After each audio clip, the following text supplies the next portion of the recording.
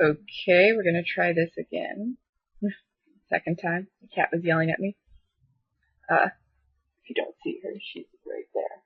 I don't know if she's going to attack me. I may have to stop this again. Anyhow, so today I'm going to do a tutorial on how to color things. I've done this before, but I did recently did a picture that a lot of people like the way I colored it, so I'm going to do it again. Here's a picture. So we're going to color this picture in the style of that picture. This isn't something I've drawn. It's from a Disney art book, art coloring book rather. Anyway, and I'm just doing that out of convenience for myself because I don't feel like struggling to draw something for a million years. Now, how I basically start all my paintings is the same way. Say I wanted to color in Merida's face. That is not Merida's face. Where it is? Here you go. What I would do, say I don't have color in there. I would go to the line art layer and just go ahead and select the areas I want to color. Select and then expand it so you don't have any weird white borders. I usually go by 9 pixels with something this big. And then I press this, and that creates a mask. And in that mask, you can stick whatever little color you want. Like, if you want to make her a purple alien, you could make her a purple alien. If the paint bucket would take a shorter amount of time. Oh, good, Athena. Glad to see that you decided to join us on ground level. I hope I get to kick you out soon, because you're going to be a butt, aren't you? Anyway, as you can see, she's purple now. But that's not what we want to do. You can also just use the lasso tool and cut it out, but whatever. Anyway, so, for the purposes of this tutorial, I'm going to explain a couple of things very quickly on exactly what you need to know in order to do this type of coloring and why it's important. Okay, so first off,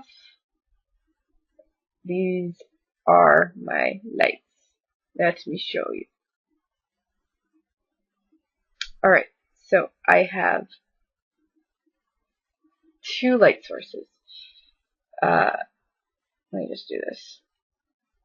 This is going to be my primary light source. As you can see, there's the sun right behind these guys, right over here.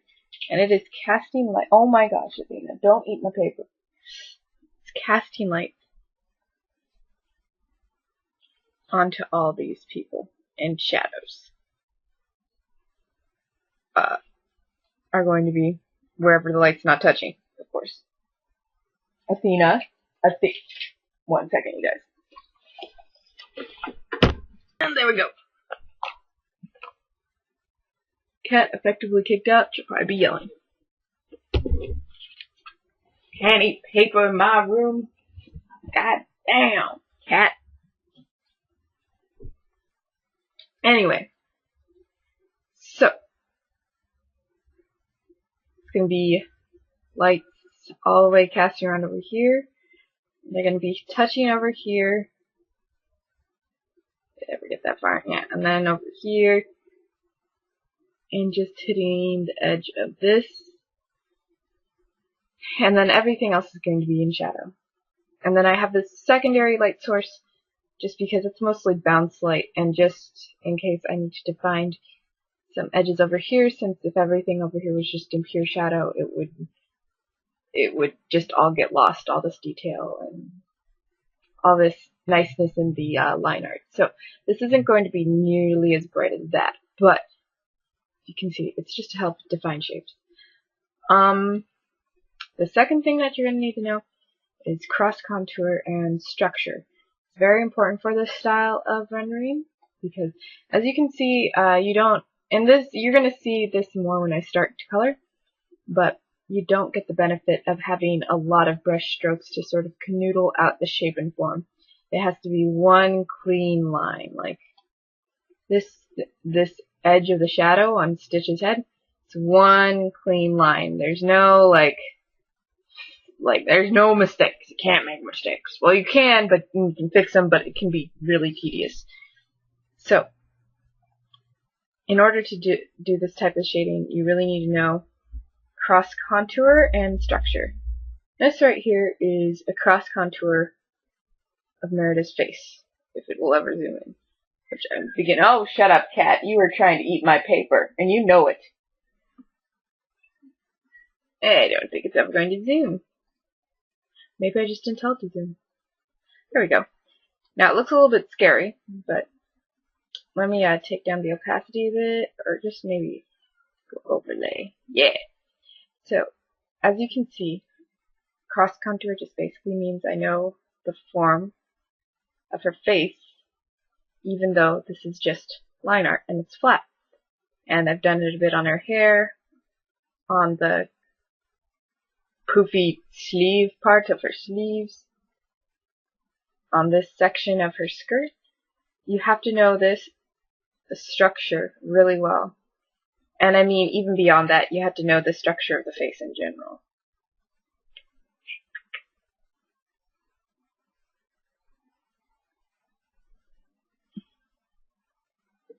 Okay, so structure of the face is like so.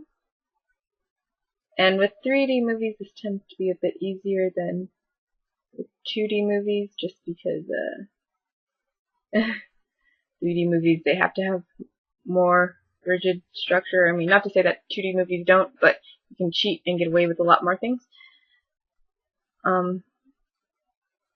But once you know these planes,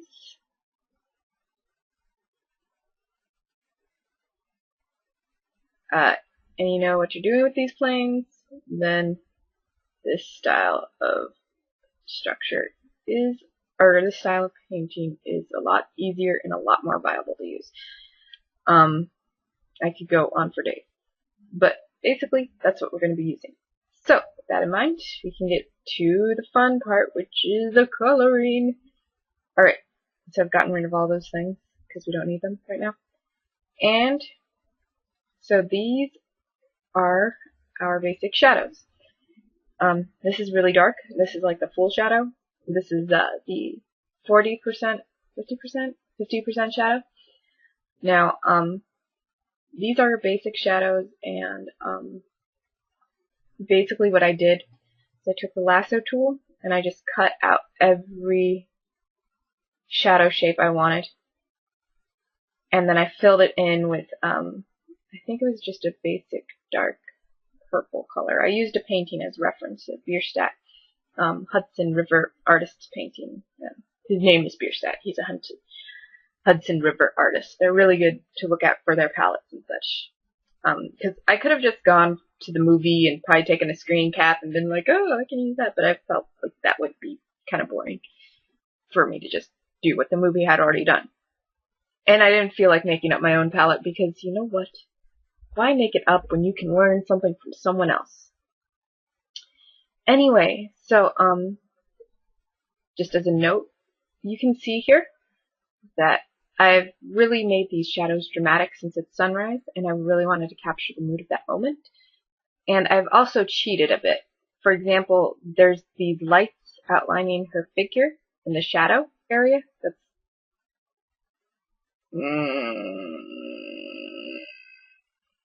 keep the current. Okay. Anyway. So where were we? We were somewhere about the cheating color scheme here. Yeah. So I'm cheating this color out from the shadow, because it's going to help show her shape and form more. And because if you just got rid of that, you wouldn't be able to see anything over here. And I mean, you can call it cheating if you want to, but really in the end, sometimes it's just about what looks best rather than what's technically correct. So, I don't feel bad for doing it. Is the moral of that story. So what I'm going to do is, since I have these shadows already so conveniently placed, I'm going to go to this layer. I'm going to press the Control button.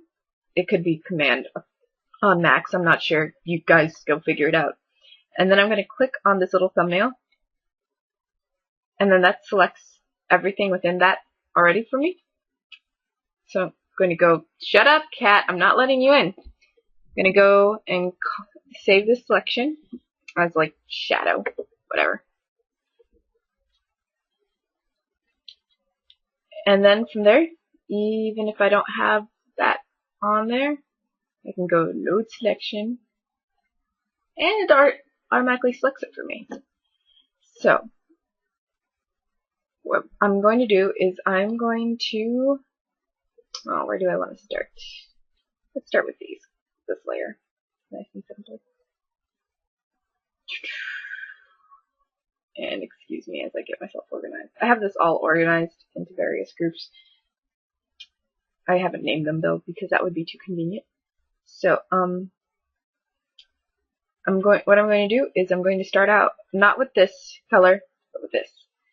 And I'm going to go down to the layer. I'm going to select that color and go down to this layer where that is.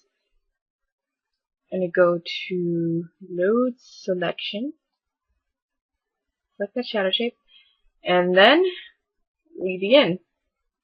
I'm going to use the gradient tool. I'm just going to use the basic whatever, this gradient that they have over here.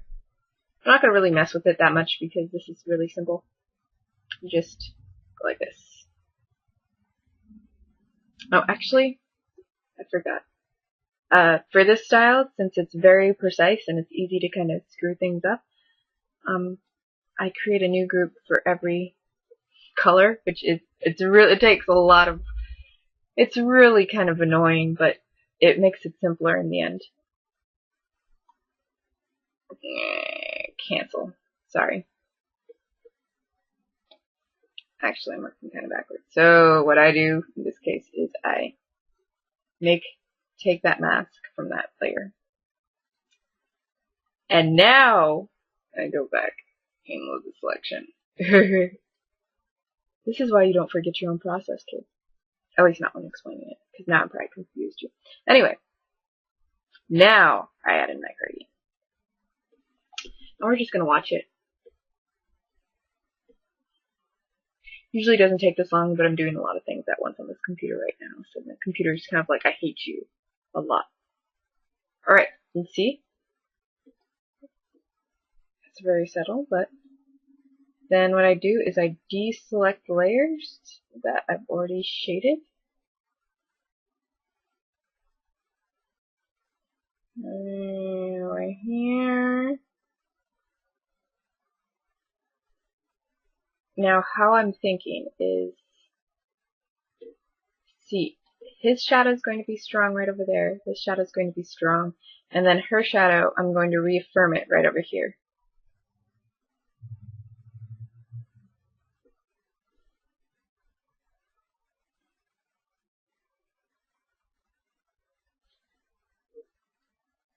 And there's the basic beginnings. And now that we've got that one done, pretty much, I mean, there's some things I could add in, but this isn't meant to be a very complicated style right at this moment. Once we get into more details like her hair and her face, it will be a lot more complicated. Let's go for something a little bit more complex, like, let's say her dress.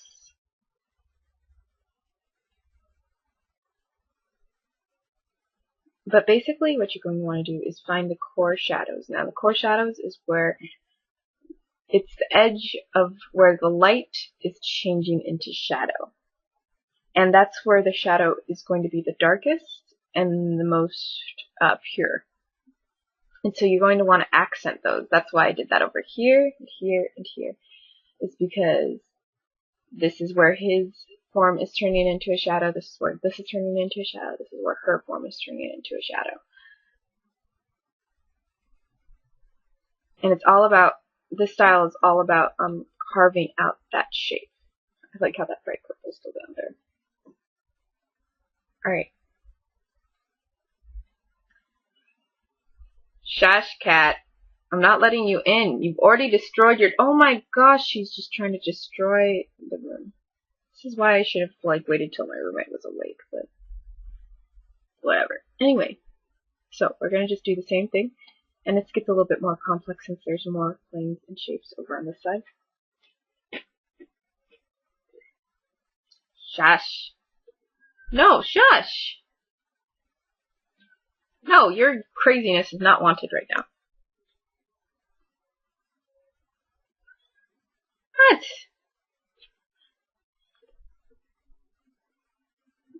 Athena, really? I know. I'm just not being a nice mommy. Aw.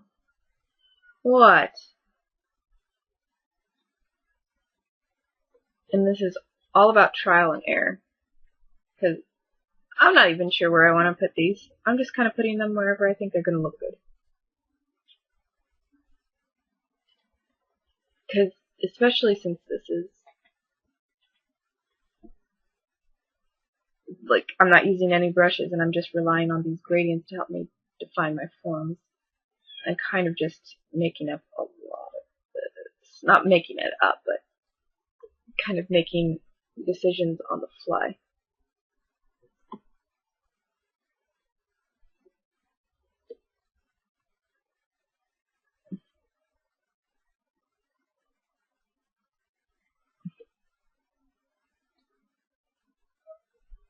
Okay, so you can see sort of what I'm doing. And if you ever want to extend a gradient, you can use your smudge. Just sort of do this.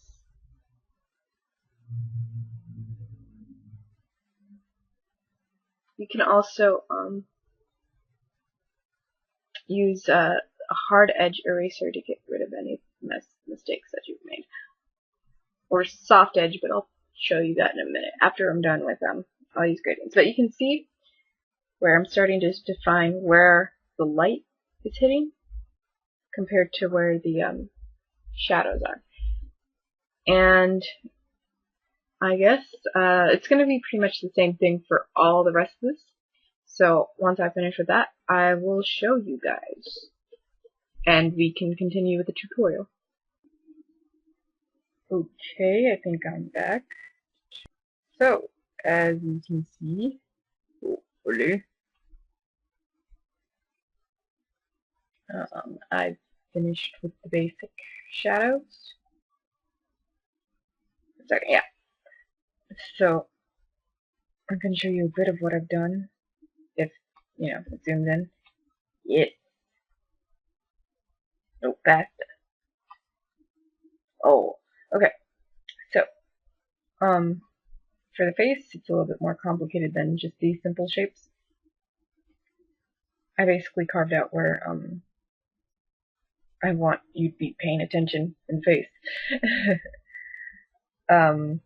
But everything else is pretty simple. I just carved out the basic shadow shapes and did the gradient shape in there. And then, so from there, we're going to move on to the core shadows. So darker, basically for accenting. Alright, so for this, I'm actually going to be working on top of Merida's hair. Oh my god, is my cat coming over? I may have to shut my cat out. Or kill her, whichever one works. That's her skin. Yes, there's her hair. So, I don't need the shadow shapes as much anymore since this is all going to be about accenting where the darkest areas are. And this is really what makes this technique pretty much, and it sets it apart from just being really, oh, how do I want to say this?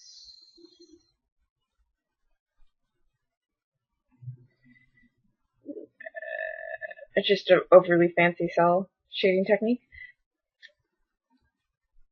So what I'm doing here is I'm just finding areas where the shadow is going to be darkest, or just where I want to accent it, really.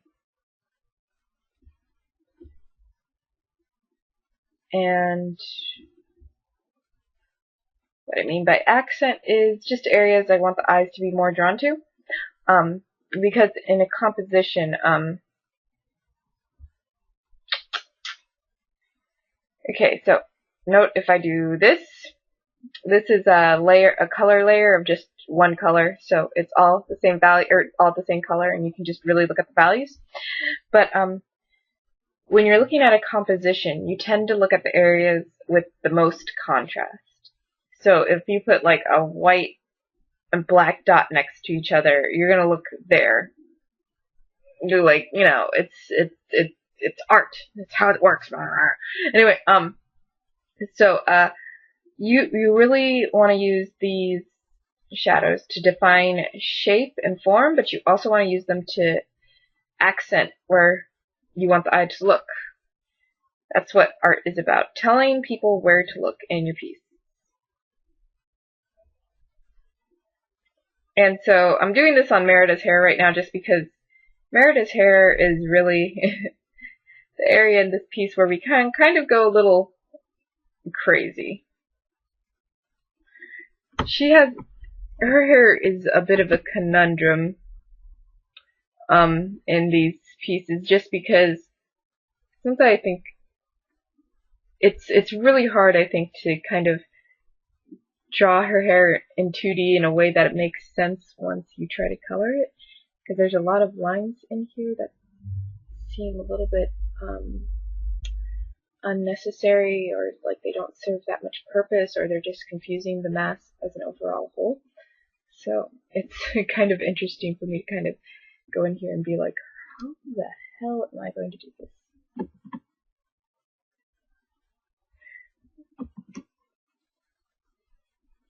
So I'm just, really, it's just going to be a lot of this. But you can sort of see how I'm just using these shapes to my advantage. Yes. That's probably sounded really creepy. Okay.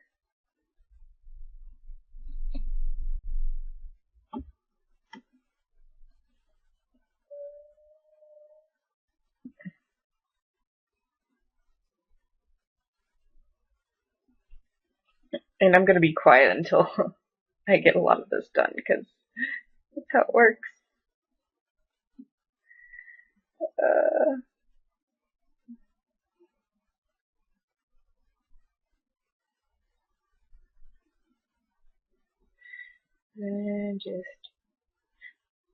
And there really isn't any particular way I'm deciding, like, how to go with the gradients. I kind of just, like, if I go up or if I go down.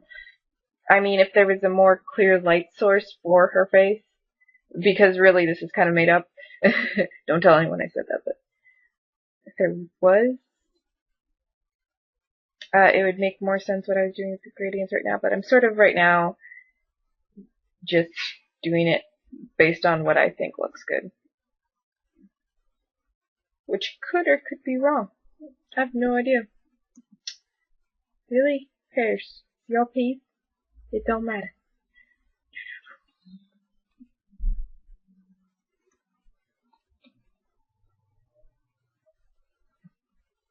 Okay, and you can sort of see, take off these, you can sort of see how I'm really trying to just draw the eye right into here and add a lot more form and shape to her hair. Not that it wasn't already there, but just more. More because more.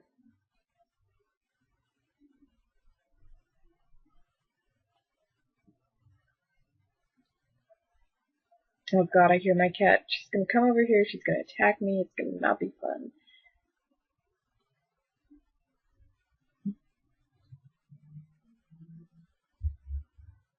Or is she? Maybe she's just pretending to come over here.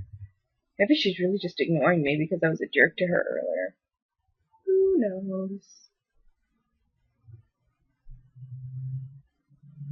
Ooh. I don't know if I like that.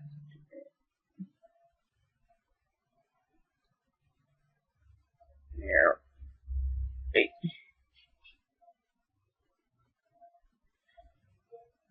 Alright. And just for a little bit more flavor.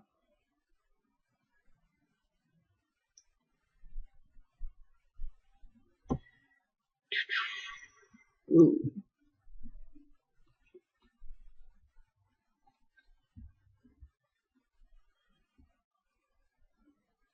Let's do it right here.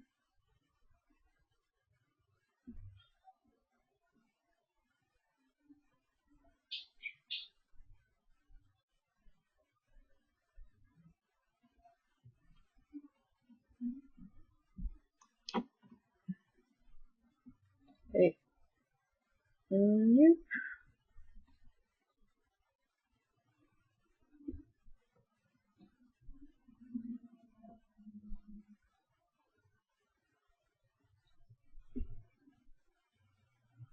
Okay. And so at this point, you can kind of back some of it off if you want to.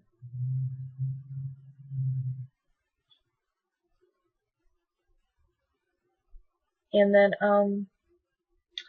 it's also at this point that I'm going to do the final step. And normally I'd go in and do the dark shadows across everywhere, but for the purposes of this tutorial, I will just be doing this step first on her hair. Okay, so the final step, I don't want to play this song. Or my iTunes. I don't have music. Okay, yeah, that's sad. Why not? Okay, so the final step.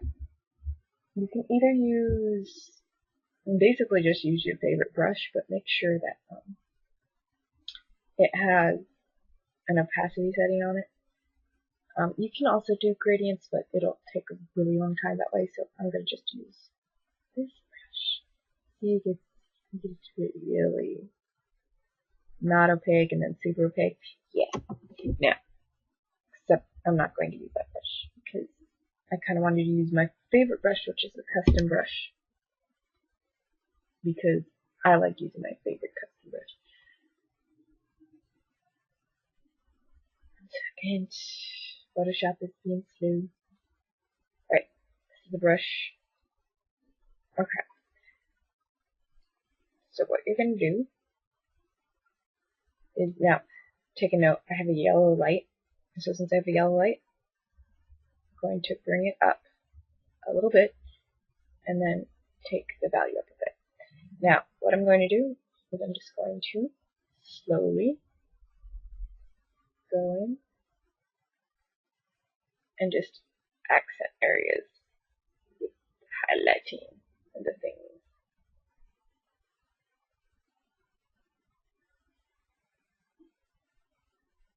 And it's going to catch up to me, and I'm going to be like, whoa, that was a bit too much everywhere, but whatever. I'll fix it when it comes.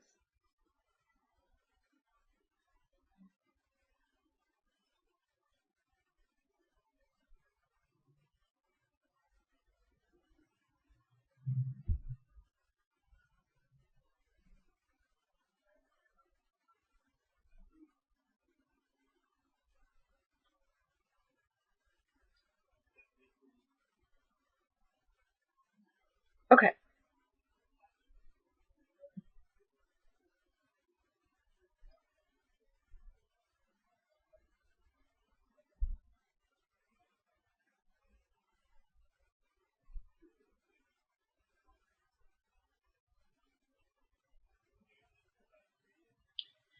Now, that's how I'm going to do that, but I'm going to, since I don't especially like it being so bright, I'm going to knock it back just a bit. Then,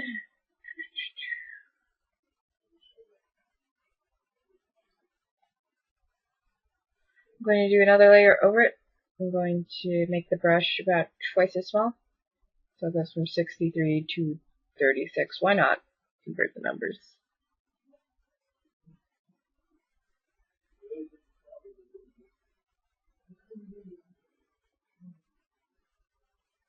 And I'm going to let me mask it off and practice what I preach. Okay, there we go.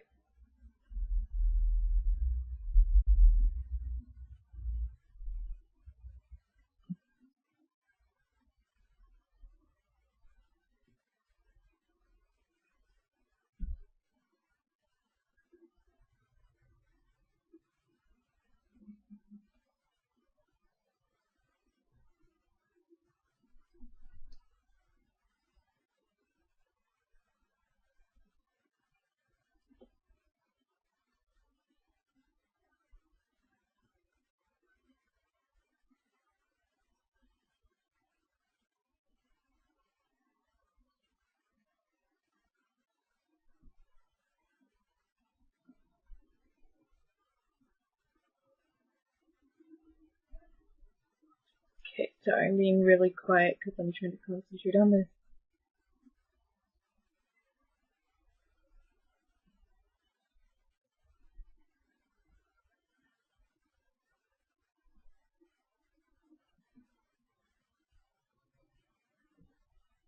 Okay, and also,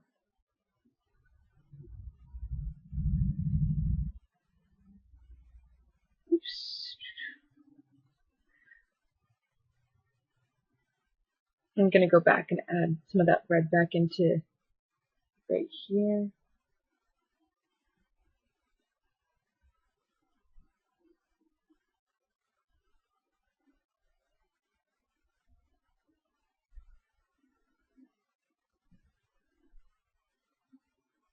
And you may be saying, but Naima, are you allowed to do this?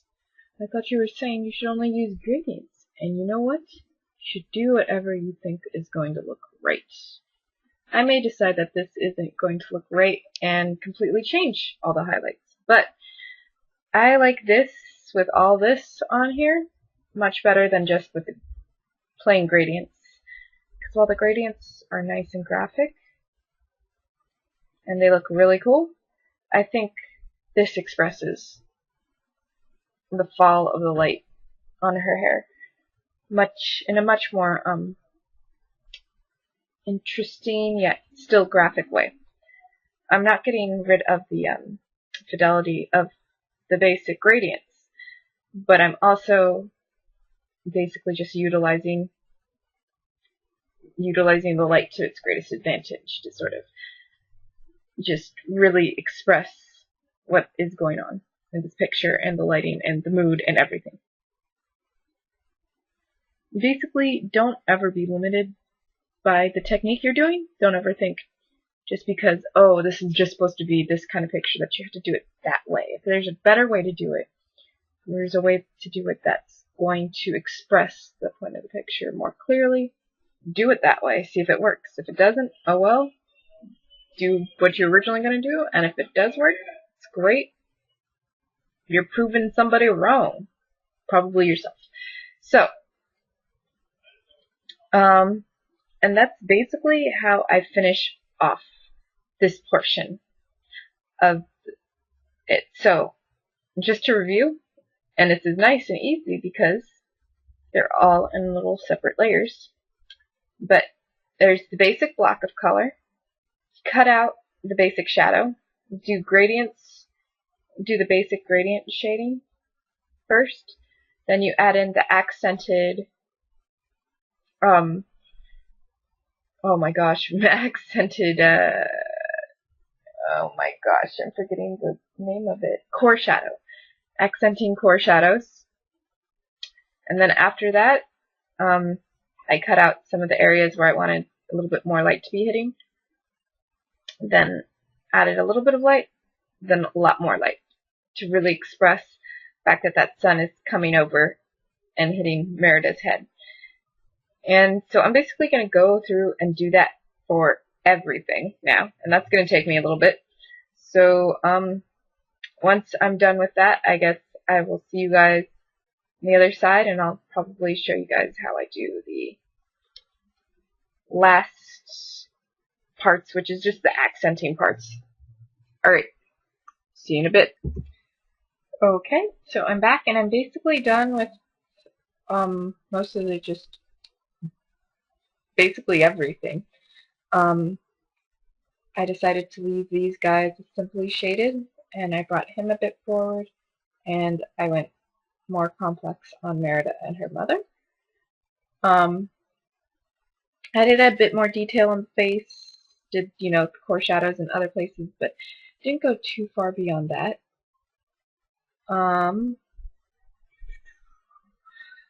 If you're wondering why these guys aren't colored in as detailed as they are, it's simply because I think it looks better composition-wise for purposes of this very short tutorial. Honestly, yeah, I could go in as much detail, but it would take a lot longer, and plus they would detract attention away from Merida and her mother, Eleanor. So what I'm going to do now is basically just all the details. Now, normally on a piece like this, not normally, but sometimes I would go to a point where you could just take off the lines and look fine. Yeah, it looks alright, but I don't feel like going to the amount of detail where you could take off the lines. It is possible to do that, but get that amount of detail in this type of style. However, it takes a lot more time, and generally I would have the lines a lot more toned down as I colored, so it was easier to do that. So what I'm going to do now is just kind of add in little details, and I'm doing this above the line art because I know what I want to do. I sort of want to take the little curly cues of Merida's hair and accent them with just the base color, so you can really see them. They don't just become part of the line art, that they're actually there. And they stand out much more from the colors in the background. And I'm not being terribly precise here because I don't think you need to be terribly precise in order for something to look good. Especially if you're trying to look sloppy. But also because, yeah, no, it'll look mechanical if you get very precise. I mean, if I wanted to do this precisely, I would have just taken the line art directly and colored on top of that. But clearly, nope. So I'm gonna add a few more. Actually, no, let's keep it like that. All right. Oh, also the other thing I did was, and I always do this when I'm just using line art, is I added in the eyelashes, because without the eyelashes, if you don't add those in, it doesn't look as defined. So then I'm going to take this,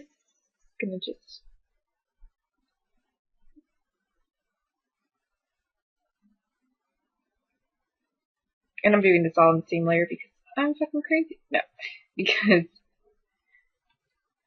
I'm not terribly worried about. That's weird. Wait.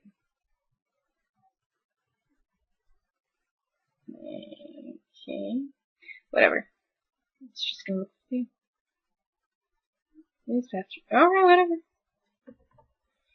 I guess it's just not bright enough. Okay, and I'm even going to go a little bit, actually a lot bit brighter, but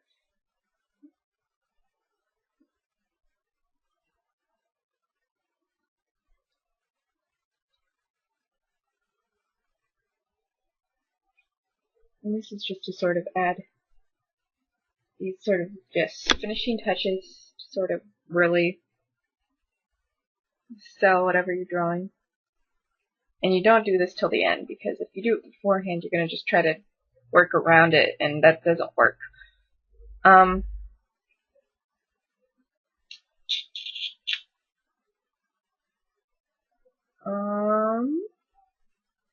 trying to see if there's anything else I want to really do.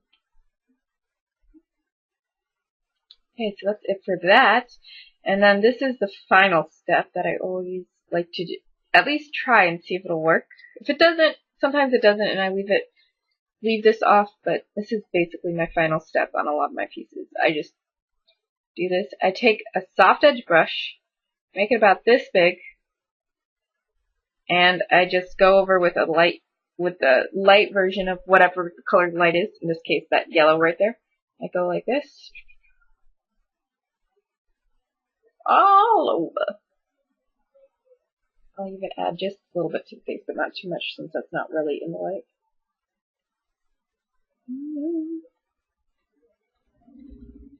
And you're like, Naeem, what the fuck are you doing? This is what I'm doing. It's all going together.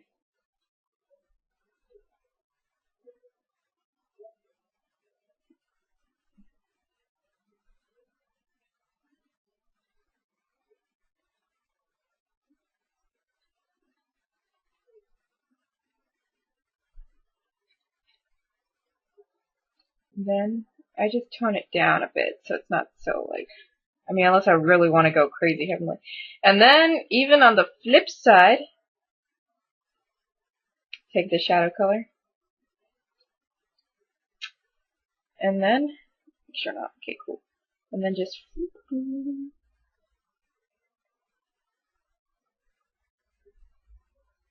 and as you can see, I'm not really doing anything to those guys in the background, and that's because they aren't important, and I don't want to push them out or back anymore. I like how they are value-wise already. And this is just, an extra little ending boost. Like, if I thought I painted perfectly in the values and tones I wanted, I probably wouldn't do this step. I'm going to add just a little bit to Merida's father. Because he's also sort of part of the foreground. He's the midground. But anyway, iTunes, what are you doing? Why are you popping up like that? Okay. If I painted it, if I thought I had gotten the values right the first time without any help, I probably wouldn't do this step, but I think my values could always use a little push in the right direction. And then if you want to see what it looks like without those two, it's like this.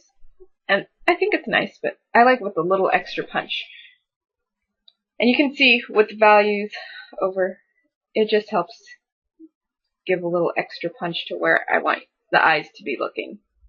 And what's in the background and what's in the foreground, etc., etc., etc. And actually, now that I see it, I'm going to go in and do some editing. This is what's really helpful about this view is it really helps you see where you're putting your tones. So, one of the things you should know about doing these sorts of compositions is background, midground, foreground. Now, when things are in the foreground, they tend to be darker and more saturated. As they get further back, they're lighter and they're bluer generally. Now, I haven't added a lot of blue to this composition, but that's just because the painting I was using for my palette doesn't have a lot of blue in it. It does, but it's not like blue. And plus, it's not that deep of space. So I decided to not push it that much. So I'm going to just lighten these shadows a bit until they're kind of to my liking. And then I can also see there's a little fudge up right over there, so let me just go find that. I think that's right here. And then, is that it? No, that's not it. Oh God, I hate finding this. Not there. This is why you should always label your things, kids. There we go. Ah, that feels better. Alright. And then, just make sure all this is cool. Take that off. And there you go. That's pretty much done. Probably going to add a little bit more before I upload this. I accent her freckles a bit, add some blush on her cheeks. Maybe do something with the mouth, though I kind of like that shape by itself. I'm not fucking with it too much, but we'll see. Anyway, I'll see you guys once I post this on late interwebs. and you guys can be like, oh, that's how you did it, Naima. That's not too bad. It's not too bad. It really isn't. It's just a little bit of patience and really knowing how your forms in your painting are shaped and how to really carve those out from light to dark. All right, so good luck painting.